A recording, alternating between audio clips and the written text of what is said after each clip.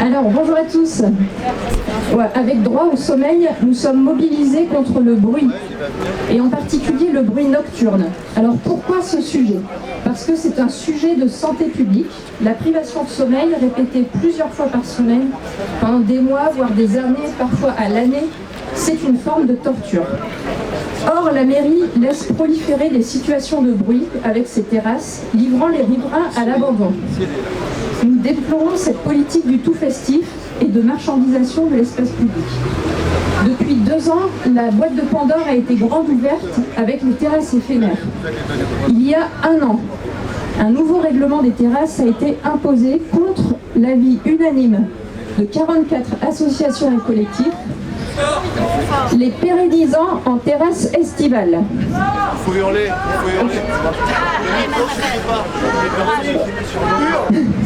Alors, droit au sommeil va faire du bruit. Les abus étaient déjà très nombreux avec le règlement précédent. L'inspection générale de la ville relevait elle-même 75% de terrasses qui ne respectent pas leur autorisation. Avec le nouveau règlement, c'est 90%. Les contrôles sont rares, les sanctions anecdotiques, remboursées en 10 minutes de chiffre d'affaires. Le nouveau règlement 2021 est pire que l'ancien. En 2021, il y a eu une explosion des signalements, plus de 30 000 sur 9 000 adresses, avec l'application Dans ma rue. Quelle profession est autant signalée? Aucune.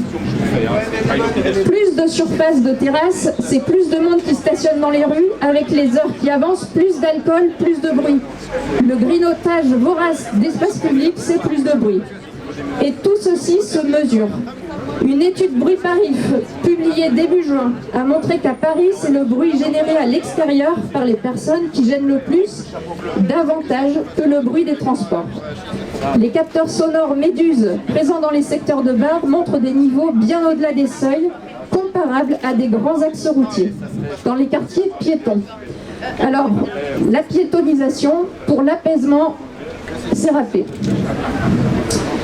La réalité, c'est plus 600 bars et restaurants, alors que tous les autres types de commerce diminuent. La réalité, c'est la monoactivité bistrotière, la pression du lobby de l'alcool, la fête du bruit dans les rues, et des riverains désespérés.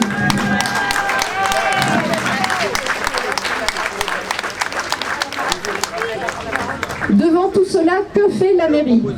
Elle nous renvoie un niveau de mépris incroyable.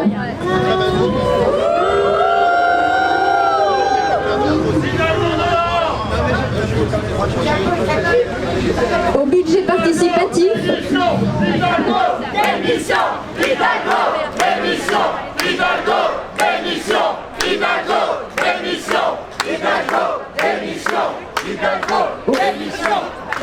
Au budget participatif, la mairie rassemble tous les projets des habitants contre la pollution sonore des terrasses en un seul projet contre le bruit routier. Il faut le voir pour le croire. Le plan bruit. La mairie passe sous silence les propositions de droit au sommeil et nous laisse sans réponse pendant 7 mois avant de dévoiler un plan bruit qui fait l'impasse sur les mesures que nous proposions. Et ces mesures avaient été massivement soutenues par les habitants. Merci. Le futur plan local d'urbanisme nous prépare une ville avec toujours plus de terrasses sans prendre en compte la problématique du bruit. Et là encore, nos contributions sont ignorées. Le piéton n'a plus le droit de citer sur les trottoirs, c'est la marchandisation de l'espace public qui prévaut. Alors,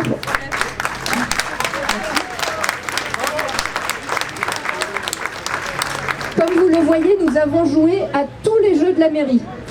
Et force est de constater que cette mairie pratique la fausse concertation avec une constance incroyable, sans jamais prendre la mesure des enjeux.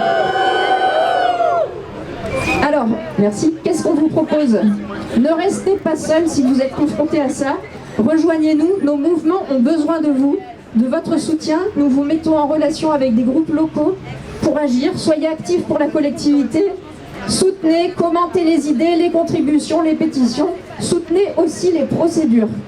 La voie en justice est importante.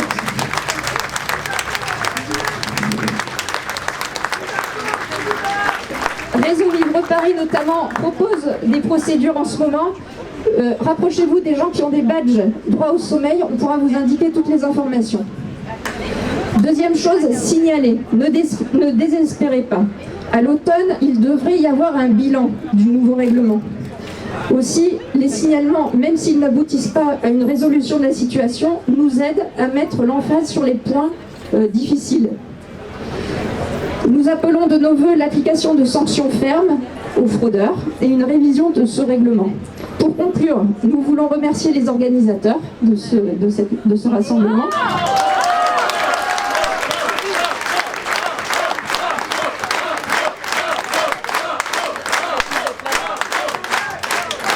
Et nous voulons aussi témoigner notre soutien aux autres causes ici représentées, notamment celles en lien avec la santé publique, les addictions et le crack.